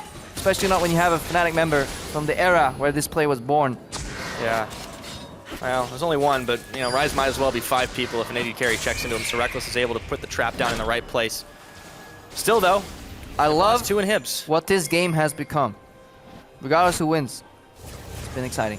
Oh yeah. Take a look at that Baron power play. That definitely didn't work in Rocket's favor. Unfortunate. Well, it's I think that is the worst we've seen today. But actually. it's really hard to actually have good Baron power plays at this point in the game because Baron power plays are changes in goal differential, which mostly come from either what? Kills or towers. If you get a good Baron power play, it means you kill people, which means the game ends. And you can't take any towers because they're all gone already, and Nexus towers don't give you any gold. So inherently, this stat trails downwards towards the end of the game. Not that it matters, but just the context. What does matter is the inhibitor respawning in the bottom side for Fnatic. They only lack the one in the top. Roccat stepping forward, but there's a line of traps. Extinct will look to clear them out. He throws the Unbreakable on. There's a culling. Takes a bite out of Spirit. Reckless had the shield. You but take one down, you thrown a pass it trap. around. One more trap on the wall. We should keep getting those cupcakes. And you can't even clean them all in one row, so as a support anyways, because you have a little debuff, that means you can't get chain trapped anymore. Yeah. So it actually makes it harder to clear these. 2 inhibitors have spawned, the last one's being cleared here by our AoE Gatling gun killing machine Reckless. We have Freddy backing here. He's going to go to deal with the bottom side, but he's got his TP up. Rocket seem to have the fear put in him here. They don't want to go in for the dive into this base since I mean, what happened last time. doesn't matter who Reckless hit, his rune arms will spread on the rest of the team and everyone's trying to kill him. Yeah, oh, they jump on Reckless. He's got a massive turnaround in his health. There goes Gamsu! Shut down gold in his pocket! Tabs is melted! Freddy's going down! And that has gotta be it! Fnatic with the comebacks! Alright, I've called this game for Roccat, I've called it for Fnatic, but I'm gonna make a bold prediction here. Pyra, Betsy's going for the back door. Bessie's going for the back door, but he's got no time left. Fnatic are racing for it. No, they're backing away! What is going on? Spirit's gonna be the one coming back, and Gamsu as well. Betsy's got one next to Turret, though. Oh, this game has gone nuts. One not man. yet. Uh-oh. One support. Oh, 3 people. junglers. And goodbye. That's the ace. That's the game. It took them 47 minutes, and it looked dire for most of it. But Fnatic will win this game.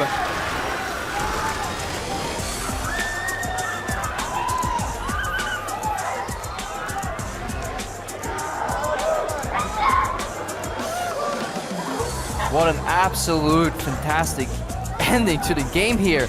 We talked about it. Yeah, they had the late game spike, but at one point, late game ends in a 6-item Caitlyn, enhanced by 2 players. The late game.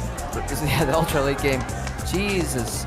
Reckless with a fantastic late game fight there. He gets caught a little bit, but QSS flash out, reset from Noxiac, and at that point, if you don't get him immediately, you overextend.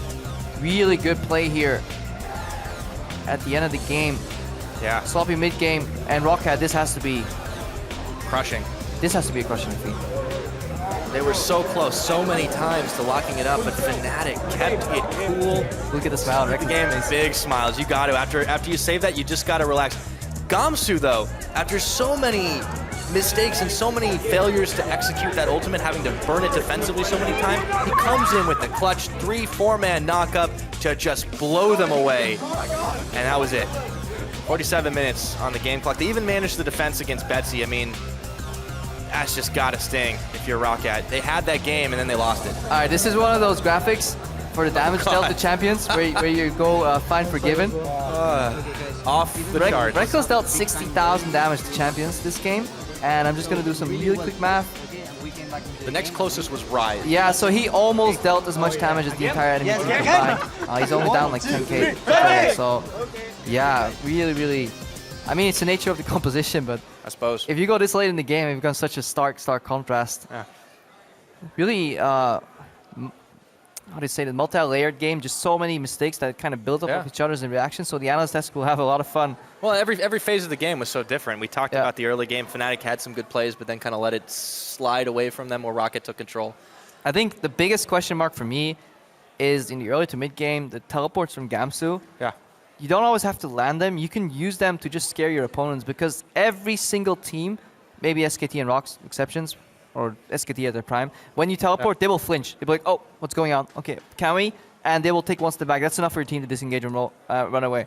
And you can use that, but it's really hard to coordinate that. It's very easy for us to split out from here, but or some flanks or some setups. I feel Fnatic will need to use their teleports a lot more. But the roams from Feviven in the early game, I can't stress this enough, they kept Fnatic into the game. To play and ignite Lulu from behind and get 2 roams into top lane was very impressive. Absolutely, and they managed to pull out the win to get their first 2-0 in the spring split. Now, though, we're going to step on stage with Pulse, who's joined by Fnatic's man in the mid lane. Thanks, guys. I'm here with Featherman after that crazy win. And first off, that was an insane game, like you were saying to me just before we came here. How did you hold it together through that entire game, through all of that adversity? Well, we had Caitlyn and Lulu, so if we hit late game, it's basically over for them because the Caitlyn range is just insane, as you saw. Like I just speed my AD carry and then he just hit everyone. So we knew we had the late game for sure, and they were all really short range, so we could just CC them when they came to us and just speed, attack, speed, attack, speed, attack.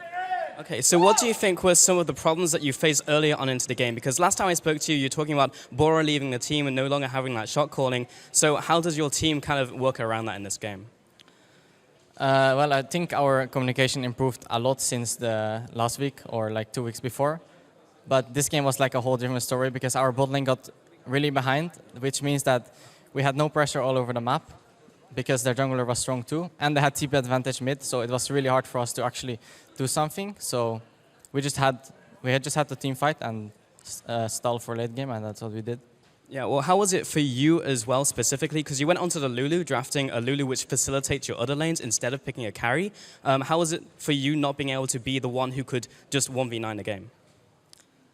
Yeah, it's a lot different because if I play a supportive team champion, it's hard for me to actually create plays on my own. So I really rely on my AD carry this game, and I think he did really well in team fights. But yeah, as I said, if we have no pressure, then it's really hard for me to push out, move, and do whatever I want. So it was just a tough game. It was a tough game, but ultimately it was a win. So congratulations on that one. Thank you very much for talking to me. And we're going to send it over to the analyst desk to take a look at the game and close out the day. Thank you so much, Pulse. Nice hearing from Febiven there, clear analysis. And as the casters alluded to, there were very different phases of the game. First off, the beginning. Airwax, we have praised him before in the first couple of weeks of the LCS that his aggressive style seemed to be doing well in this meta, and once again he gets his team ahead early. Yeah, again, Airwax, when he can play their in some way solo queue jungle style, and he can kind of do whatever he wants, is super, super good, and Kindred is his kind of champion. I will say though, I'm super surprised that Fnatic time and time again gets ganked in the bottom lane, and for some reason every time he goes down there he gets a kill. I mean, come on, you need to either protect the side, you can have more vision, or just like stop playing aggressive in that lane if you keep getting ganked over and over. Kasing, what do you think about that? I just think they really abused like the jungle pressure on bot side with Roccat. So they made sure that Caitlyn was behind. So even having a Lulu, you can't really abuse her with Caitlyn in the early game, especially when your AD carry is weaker. So I think Roccat did a really good job in the early game. Fnatic are not making it easy on their fans, though, man. They've had so many games where it's like Fnatic just are looking a bit rough, and now they suddenly are coming back into games. And there was one point where I was really worried for Fnatic in this game, and that was the Why, are you biased? No, I just Just kidding. Whoa, Just attack! kidding. I was just gonna say, really worried because there was a good flank by Extinct. Roccat played very well, and this play later into the game was so close to being the game-ending play. Yeah, I actually cut that briefly because it was more important to look at the ending of the game. Okay. Because it was so incredibly close, and as you say, it looked for the longest time like Roccat was going to win the game. That's what it looked like, but kind of disengaged. The Malphite ultimate is just too strong in this situation where you stack 3 people, and then you heard Febiven talking about it. The range that you have on Caitlyn at that point is just too much to deal with. But this was the first team fight where Roccat didn't manage to lock down Reckless with like a Rise Snare or something, and this was also the first team fight where QSS was actually available in a big 5-on-5. Every other fight leading up to this had been like Betsy flashing in, Snare and Reckless, he would die instantly, even though Monsoon and everything was used. It's not enough against so much damage with shields to defend someone who's being CC'd. So this was like QSS late game. They went on Gamsu first, I think, and he then flashed out or backed out, and Reckless survived, and then the re-engage happens. And as soon as you disengage at first, the main damage is gone, and then Reckless can be the carry. Yeah, I mean, it's heartbreaking for Roccat in the end because they did so well early. As you say, Extinct finally finding that engage and the communication being on point, but in the end, Fnatic makes it. What do you guys make of the fact that when we saw that after the game, Fnatic looks incredibly happy with wins like this, and in the summer split, they were depressed almost when they won by a landslide. What does that tell you about the project and where it is, and about their state of mind? I guess it comes down to like seeing improvement in their play, or as you saw from this game, even though like they were really behind, especially when Rocket like nearly ended, it just feels, well, I would feel really happy anyway, like with my team's performance if we had won a game that was really close. And yeah, I feel like Fnatic played the team fights really well in the late game. I guess also it's because Fnatic, again, they keep talking about it. They're not trying to be the best team at the moment. And when you are in there working, you're working towards a bigger goal, just picking up whatever wins you can on the way is always super helpful because you want to make top 6, obviously. You want to get into playoffs. And if you know you're going to get a lot better in 5-6 weeks with, better communication, better team play, whatever it is, I guess maybe it's the same for you guys because it's a long road, right? There's a lot of things to work on. So just picking up the wins to get the top 6 is the main part. And then getting ready for playoffs is like the overall goal, I assume. Yeah, pretty much like Spring Split. I don't really get depressed if I lose because it doesn't really matter as long as we reach top 6. Like that's the main issue, main point. But also to improve, like we can't afford to just like be really happy with a win in LCS. It doesn't mean that much. What matters more is if we as a team play really good or have a perfect game, kind of like how the Immortals in NA. So yeah, that's what I think is good. Keeping that eye on the end of the playoffs and, of course, possibly the championship points because it does mean something, of course. It is kind of interesting you bring up Immortals. Something I've been wondering now, is, as we've seen a couple of weeks from Fnatic, is that massive performances seem to have gone with Huni and Reignover. And Huni and Reignover seem to have just gone to North America and been like, well, we're going to take off, we're going to continue from where we left off last split. Fnatic in Europe are still in this rebuilding phase, as you talked about. And, they need time. Will they get back to that status, I think, is seeming like a dimming light for now. Maybe with a couple more weeks, we'll be able to tell. Yeah, of course, we can't Fnatic at this point, last split, or in the spring split, was 6-2 already, but this is a new project that we have to look at as well. Although, I can't help but wonder sometimes when I see the Malphite play, and I think this is where Huni would have ulted. This is where he would have flashed and made his team fight. But let's hope they don't think that way. I mean, I think it's safe to say that this Fnatic lineup, in my opinion, will never be as strong as the Fnatic lineup we saw in Summer Split last year. Because I think that Fnatic was one of the best teams we've seen in the West in many years, and honestly. Will to come. And will most likely, at least as it looks right now. I do look at some of the top teams. We have the newer top teams. I think there are some with a lot of potential. But that Fnatic team that clicked, Yellowstar was a great leader for the team. You can replace that. Like, you can replace some of the mechanical gifted players from time to time. A guy like Yellowstar is so tough to replace.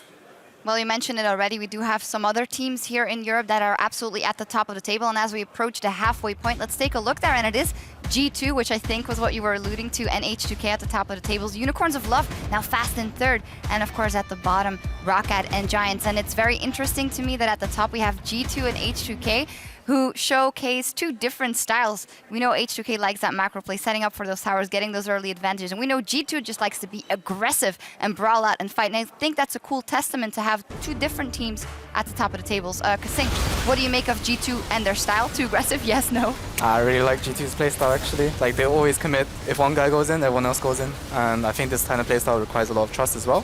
And I think as a team, they're actually bonding really well. And yeah, I think it's really good. And we see so much talk about, the current meta, LCS games, or just overall professional games being boring at the moment. I think it's super important to look at some of the top teams in every region and what they're basically known for at the moment. ROC's Tigers playing super aggressive, a bit like G2. They're all trusting each other. They're very good in coordinating engages, very aggressive early jungler and Peanut now compared to Hojin, which they had last year. Immortals, like winning games in 20 minutes, super aggro. G2 is doing the same. Xiaogu over in the LPL.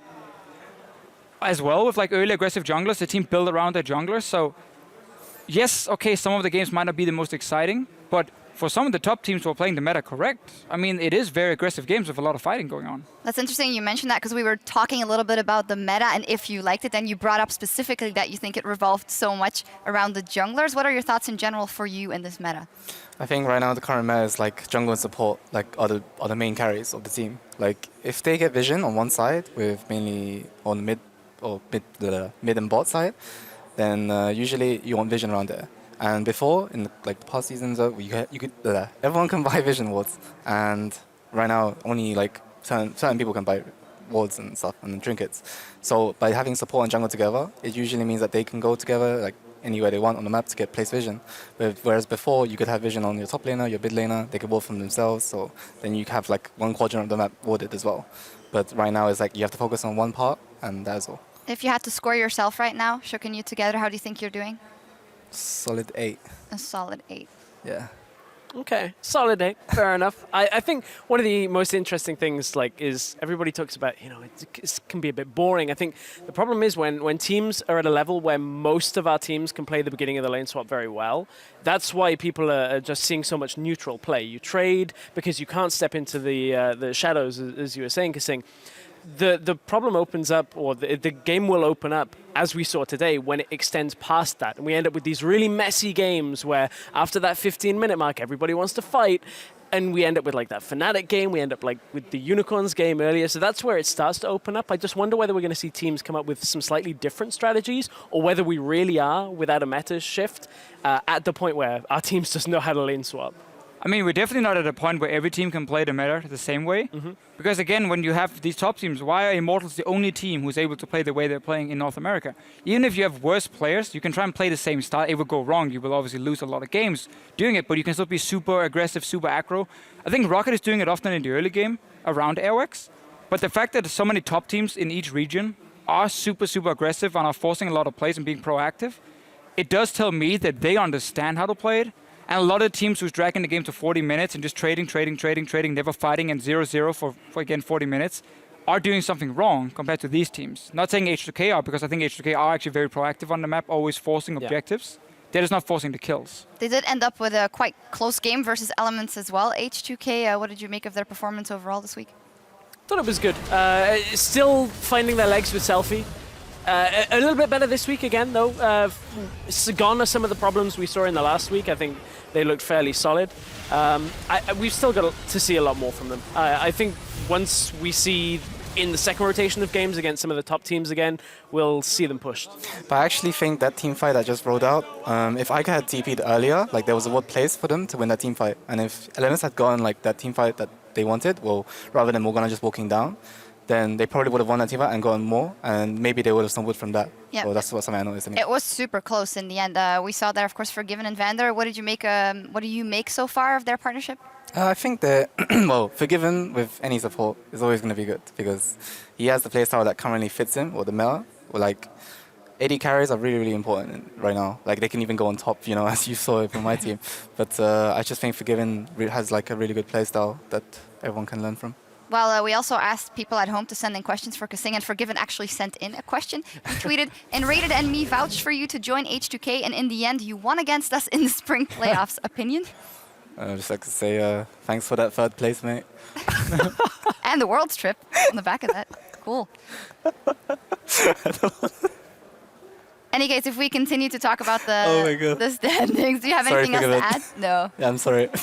Don't worry. Yeah. Don't worry. Yeah. It's a post show. We can be chill. Something I do want to hammer home, though, the Unicorns of Love. The Fish Show, are you a fan yet? He was a fan in week 1! Yes, too. I'm a fan. I'm a fan of this team right now, because I think some of the players we didn't expect too much from has really stepped up big time. Steelback being one of them. Obviously being a great AD carry right now. I'm so impressed with Visichachi and his performance up in the top lane. And I'm just impressed with the team play. Yeah. This is the first time Unicorns have been a consistent team. I mean, we know what to expect from them now. They don't make the same silly mistakes we've seen. There are obviously some issues here and there, which every team has.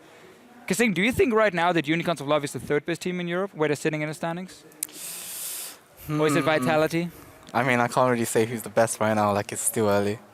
Like, Perk said who's the best. Good job we didn't have a game between today or anything. Yeah, I do believe. Who won it? Well, speaking of that game, one thing I was actually fairly impressed this week was Rudy in the jungle, because, whenever we hear about these people from solo queue, it's always like, well, how do they actually perform, especially in the jungle role? Because it is two different roles. A lot of solo queue tends to be just carry out of the jungle and kind of win the game for your team.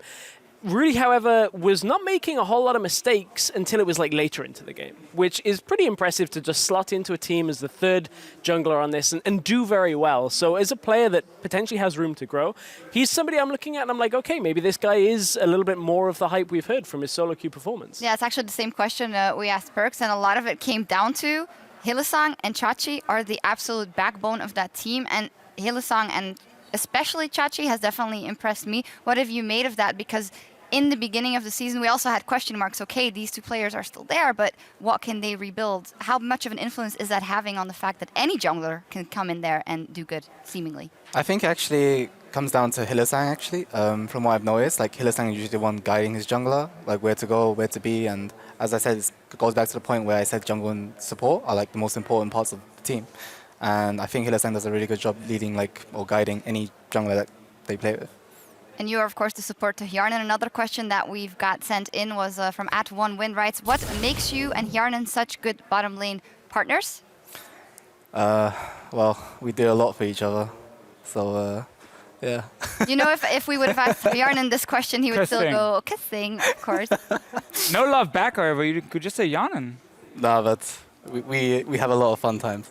So, Definitely do. Finally, for a more serious question, or maybe not, @Lioness Lol is asking, what is the optimal pillow configuration for maximum comfort while supporting my team? Because, well, we've seen a couple of things that you really need that support in the back, I think it is, or? No, it's mainly on the chair. Okay, so basically, initially I had 2 pillows, right? They were both soft. So one day, Riot decided to give me 2 pillows that was one hard and one soft. And I couldn't do this because that was against Roccat, so that's probably why I lost. But basically, like they have to be both soft, and then you have to position like under your bottom, so you can sit on them, and then you have a nice gaming experience. So you know those times when people are like, oh man, they're talking for so long, these analysts need to really shut up. Sometimes there are external factors that are slowing things down so far. But I understand though, you gotta have that optimal setup if you want to perform correctly. Finally, as we wrap up about the standings, we gotta look at the bottom, and something that you mentioned, the Fisho, during the Roccat game is this isn't a team that looks like a 1-7 team. They should have more wins on the board, and you saw glimpses of good things there. As we did in every single Roccat game so far, I feel, except for maybe the one yesterday. That was the only game where I felt like Roccat got completely blown out. Otherwise, in the early game and in the mid game, I feel like we see good things, often around Betsy and Airwax together. Taps has been looking, honestly, I'm going to say this game, he looked better than Sapphire before. Extinct was also getting more and more into the support role, so like there's new members coming in for this team, there's a lot of question marks. I'm not sure how far they can climb up the standings. Do you think Roccat can get out of relegation zone? I think they have some veteran players as like Betsy and Airwax who are actually quite good. So maybe they can with more time. Like maybe they have the same problems as like all the other teams, like even like us, where communication is still a big issue. But yeah, every team can definitely make it out. It's definitely interesting that players like Betsy and Airwax that we hadn't rated as high in the previous seasons now seem to do faring a lot better. And what we were discussing here also during game was, how's the overall level of EU looking right now? Are we better? Are we worse at this point? Of course, it is early. And you said that you think that the top half of the table is better. Can you say why? I think, how do I say it? Back then it was like top 3. It was Fnatic, Origin, and H2K. And then now, like, more mechanical gifted players are in the LCS. And I think right now it's got to a good state for the top half.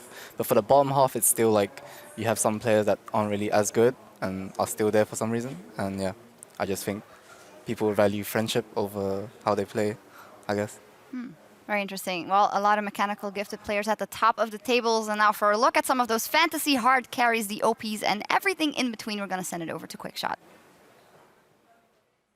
Thank you very much, Sharks. Over here at the Weatherman screen, the forecast is promising after the high-pressure front of games in Week 4. It's time to take a look at the OP players, starting with the chilly front that has come in over the fantasy scoreboards. It's H2K's Oda. He's currently the pick of your envy if he's running on your team. He's not on mine, which is why it's chilly and I'm sad.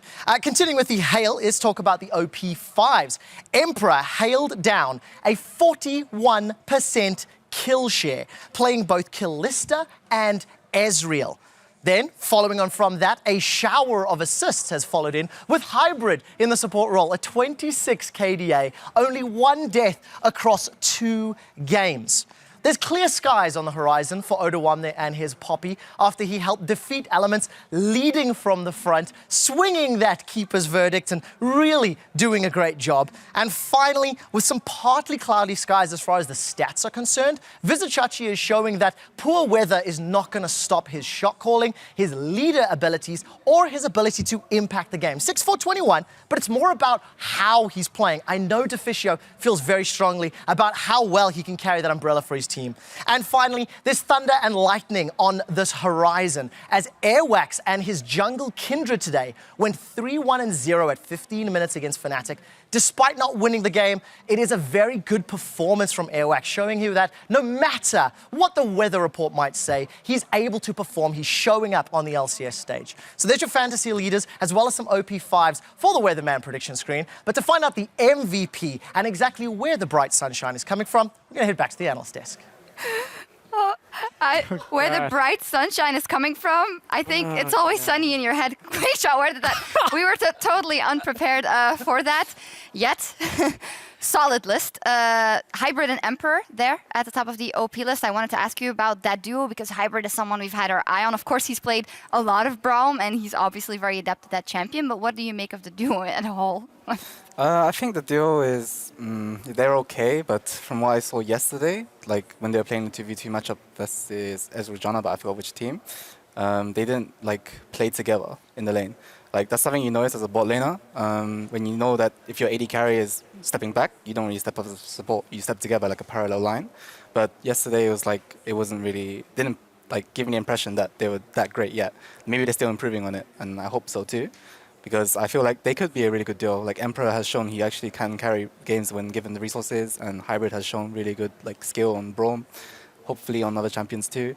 And I don't know, yeah, I think that's what I think of them. All right, cool. Well, for the MVP spot, we also have an AD carry that's in there standing out amongst the rest of the field for us this week. UOL's Steelback. 8-1 and 18 in 2 games for a KDA of 26. And of course, you have to see this in the context of the expectations we had for UOL and Steelback in particular coming into the season, and he has risen above and beyond. Yeah, for sure. He's really stepped up and become the main carry for Unicorns a lot. Something, especially on the AD carry position, they lacked last year, where it was so much about power of evil in the mid lane. I definitely feel like they have more players they can play around. And Steelback, every player we ask, honestly rate him super high now as an AD carry in the EU LCS and say he's performing better and better. So you played against him back in spring last year, and then now, what do you feel is like the massive difference? Well, first he has a support that can actually play aggro now, and I feel like when he can play with someone who's comfortable with, then of course he can show his true ability. And I think Steelback has actually improved from since like last time I played against him, and I'm happy that he's improved. And I feel like the other half of that is that it also helps the Unicorns because Hylissang now has an AD carry that he can leave on his own. It's like, oh, it's time to roam. I can leave him here. He's not going to do anything. Steelback's just going to hold this. So I think it's just a great overall upgrade for the Unicorns of Love. Yeah, and funnily enough, we talked so much about Power of Evil leaving, and he doesn't seem to find his groove on OG. However, Fox, Spring 2015, Fox is back in there. Today's Corki play really impressed me the way he roamed and played. It's funny how all these players seem to be gelling together much better, and it's good for them. We'll also see them next week in their next game as they will take on, in Week 5, H2K. That'll be a very interesting matchup. A lot of their Fnatic versus Elements OG Splice. G2 versus Vitality. Well, Kasing, a little bit of a preview on that one. Of course, G2 alone, not alone, with H2K at the top of the tables. And after the game today, maybe, you know, a little bit harder to prepare for you guys. I think we'll be quite good against them. I think we play well against their current style. Like, they like to play really aggressive. We know how to play really conservative and play around the map. So I think it'll be a good matchup. Yeah, we'll see. Any other matchups that you guys have got your eye on? Every team in particular, of course, the Giants at the bottom of the table. It's got to start happening for them soon. I don't think it will. Yeah. I honestly don't see how Giants at the moment is just going to bounce back and pick up the first win or first 2 wins or whatever. Because they have so many issues compared to every other team. I mean, Roccat in the games we were watching are looking better than Giants are, despite Roccat also losing. So, I mean, in Europe we tend to see some upsets here and there, but it's been less, in my opinion, this year than normally. So I wonder for Giants what needs to change, because there's a lot of things at the moment. Well, what I would say for Giants is, for their fans at least, they put out a post yesterday talking about their issues and how they feel about it. So this may be a week where we do see some kind of change. I don't know what it is that they need to do, but if they can kind of reset in a week, it's a short period of time, there is a possibility. But I'm looking at that H2K matchup. You don't know what it is they need to do. You're singing a different... Hey, whoa. I think if they had a time machine and not get rid of Werlib, I think that would have been one of the things they need to do, but it's too late for that. They've got to find a different answer because he was becoming one of the main carries for Giants at the end of last year. Interesting, a lot of work to do for them. And by the way, our match of the week next week is Vitality versus Origin. So you have two very tough matchups, I mean very interesting matchup for top of the tables if you have to predict what you will go. I don't know actually. Like both teams are really strong, and Origin will probably be in better form as well from the previous week, like the previous time we played against them, and of course so will we. So that will be actually a really fun match. We will see. You don't have to wait till that match of the week to get more LCS action because things get going over in NA tomorrow at 9 p.m. Central European Time, noon Pacific, with Team Liquid versus Team Dignitas. And later on, it is their match of the week between CLG and the familiar faces of Immortals. Well, we already touched on them. As you say, I don't see the Giants turning their season around. I don't see Immortals stopping anytime soon. No, I mean, Immortals right now are playing so well. They're drafting compositions that fit them to play aggressive early on, and I don't think they're going to lose the game. We'll see what happens. For us here in Berlin, it is time to log out. From all of us here bringing you the European LCS, thank you for watching. Thank you to Kasing, Perks, and Yesterday Vander for joining us. And we'll see you guys back here next time. This we load him into the rest of game 1 of week 4, day 2 of the European LCS. Bashi's already gone. Glacial Fisher. Two-man knocker. Kickers has found them, and with the steadfast presence, nobody can get away. Bobby's pulling pressure on the side, but he's just dies. He's gone. There's two. Triple kill for Emperor. Game is 2. A flawless week. 2-0 in week 4. Monsoon gets a full channel, and Odo is on the front line. He knocks up Elements. I'm moving now. We can fight. Go, guys. Go. Fiora. Moving it up. I'm here. Victor is there. Focus. Go. Morgana. No flash. Yeah, no flash. Killer. Good job. An H2K win. No, they filmed us yesterday when we did it, right? It looks so awkward. What? They filmed it yesterday when everybody was just sitting like... Yeah, that's your life now. They film you when you do everything. Yeah, no, but... It's only awkward if you make it awkward. Yeah, don't make it awkward. My bad. It's only awkward if you think it's awkward. Now Shook against the wall, there's Roccat, they managed to double kill. 2 kills on it, and Shook turns into the pit. Still back in Hilly are way too low. They make the hole, the Rockets, the Jinx is running wild. That's a double kill. Jinx. Hey guys. I got Jinx. She's gonna die. She's dead. Nice, good job. Nice one, boys. Nice. The Unicorns close this one out and take control of 3rd place. Chunk of damage as Sven makes it rain on his head, and it's a bullet time. Soaz comes in for the big knockup. Origin 1-1. But they keep on chugging. Featherman turns around on tap, but the rest of Fnatic are dropping like flies. He's got a massive turnaround in his helmet. There goes Gamsu! Shut down gold in his pocket. Towns is melted. Freddy's going down, and that has got to be it. Fnatic with the comeback.